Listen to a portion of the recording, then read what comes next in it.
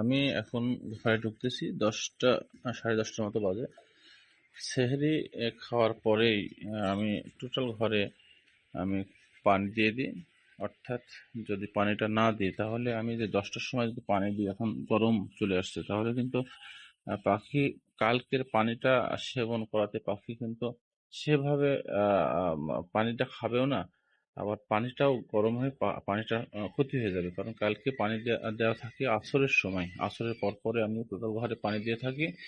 আহ আর সেক্ষেত্রে যদি আমি সেহরি খেয়ে আসি, যেহেতু সেহরি খাওয়ার পরে নামাজ কালাম পড়ে শুয়ে পড়ি, সেক্ষেত্রে পানিগুলা গরম হয়ে পানিতে পানিটা খাবে না সেভাবে। যার জন্য আমি সেহরি খাওয়ার সময় উঠে সেহরি খাইয়ে পানি দিয়ে এবং খাবারটা কিছু খাবার যদি না থাকে খাবার কিছু দিয়ে তারপরে আহ বিশেষ করে আহ ঘুমাই যাই। যাদের এরকম অভ্যাস আছে তারা বিশেষ করে সেহরি খাওয়ার পর পরে নামাজ অথবা নামাজ পড়ে এসে পানিটা এবং খাবারটা দিয়ে রাখবেন। আসসালামু আলাইকুম রহমতুল্লাহ।